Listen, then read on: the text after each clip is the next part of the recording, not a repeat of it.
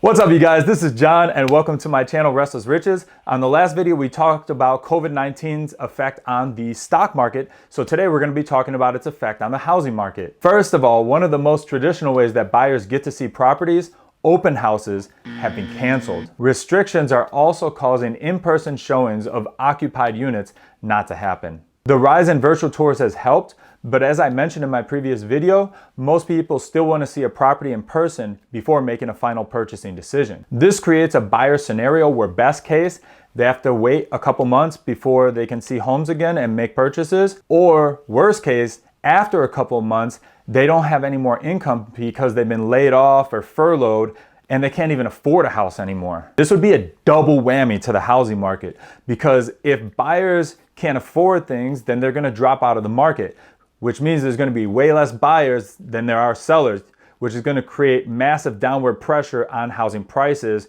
which again would have a negative effect on the economy. So this leaves many to wonder, is the housing market gonna crash in 2020? The 2020 stock market collapse is already scaring many in the real estate field, bringing memories back of the 2008 financial crisis. Now there are a couple important differences between now and 2008.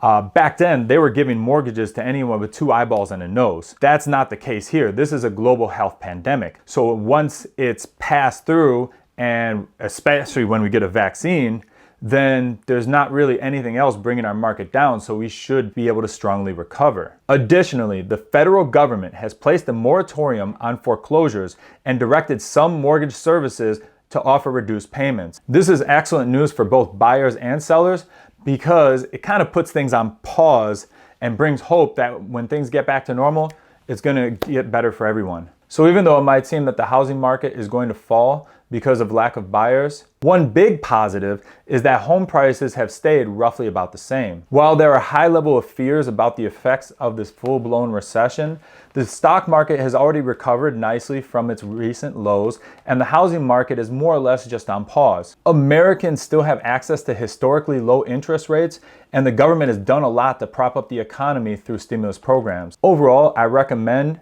that if your finances are in good condition and you are insulated from the effects of the coronavirus, then now is a good time to buy. In this time of uncertainty, lots of other buyers are holding off, which means that the big supply of homes available for the traditional spring market is like this, and the amount of buyers is like this. So you're gonna have a lot more choice. Once restrictions are lifted, there will be some more properties available for sale, but there's gonna be a flood of pent-up buyers looking to make a purchase. If you do choose to look to buy now, make sure that you're looking very carefully at the listings because some might not be technically active. What's happening now is that a lot of agents are taking their listings off market so that they don't accrue additional on-market time and look like they've been just sitting there for all this time, which they all kind of are anyway. What is important is to ask your local real estate agent about what properties that are available but are not technically on the market. Now what's always on market and available is to smash that like button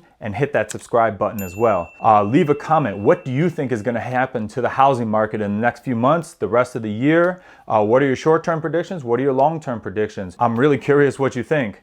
Thank you very much for watching, and I'll see you on the next one.